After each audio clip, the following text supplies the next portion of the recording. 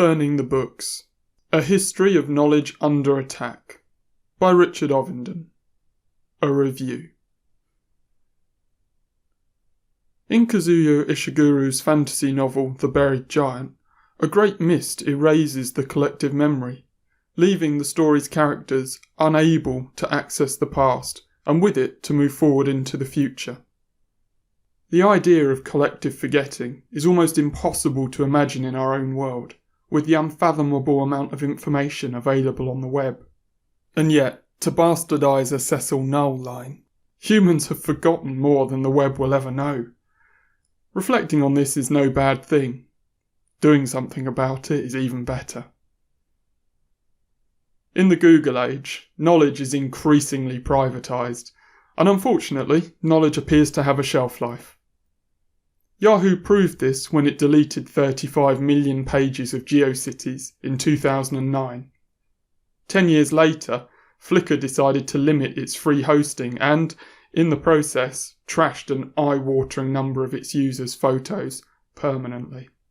If only there were institutions with long-established histories of protecting knowledge and making it as accessible to the world as possible. Wait a minute, I have an idea. Okay, I'm a librarian, so my answer to almost any problem is the library? But in this case, I might be right. Of course, libraries themselves haven't always been able to ensure knowledge's safe passage from one generation to the next. In Burning the Books: A History of Knowledge Under Attack, published 2020, Richard Ovenden highlights historical examples of knowledge being destroyed in a number of ways. Bodlei's librarian, the senior executive position of the Bodleian Libraries, there are few people better placed to discuss the preservation of knowledge than Ovenden. From the Great Library of Alexandria to the Nazi book burnings via Louvain and the personal papers of literary heroes, Burning the Books is a whistle-stop tour of selected crimes against knowledge.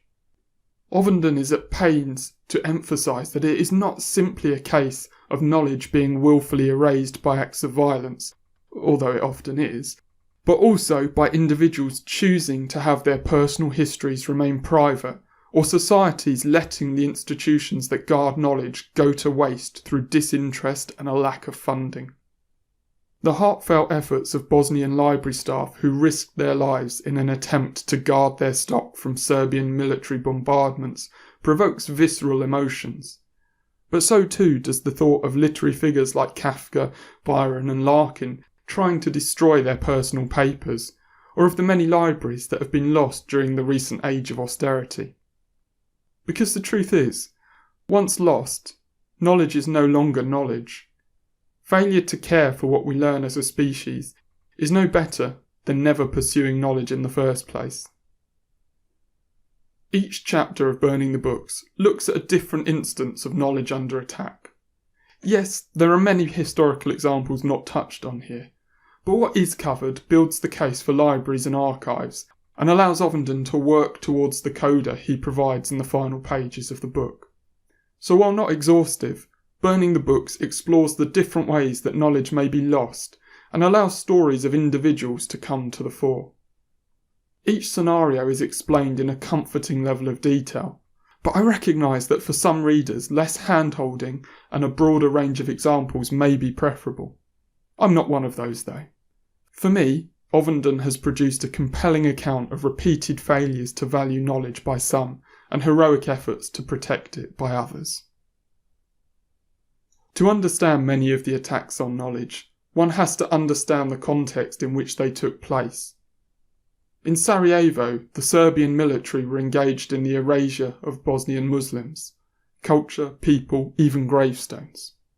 Kenan Slinic, Sarajevo fire chief, summed up the attack on Bosnia's National Library thus: "I was born here, and they are burning part of me."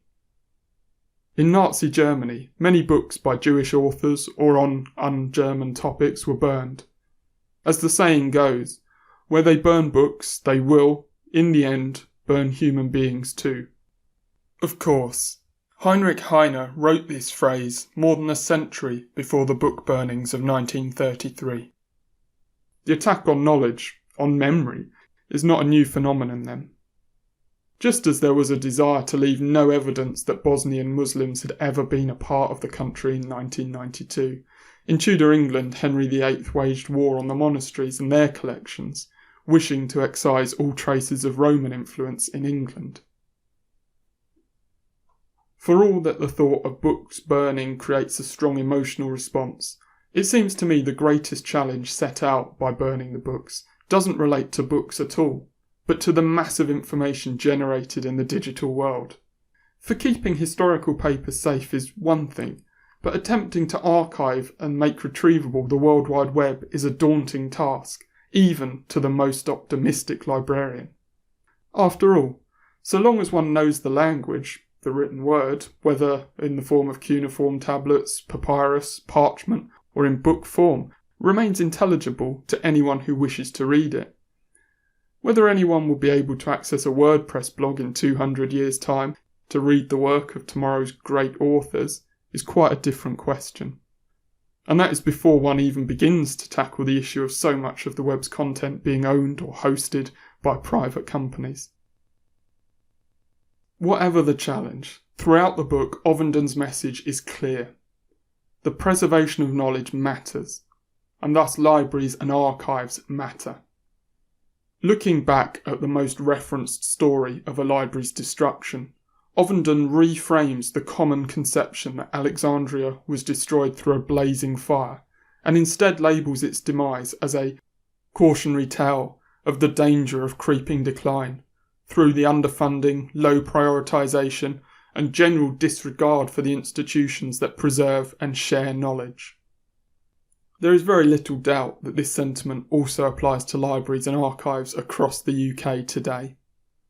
We might not be able to change the history of how knowledge has been preserved, but those of us around today can change the future. After all, it is our collective memory that is at stake.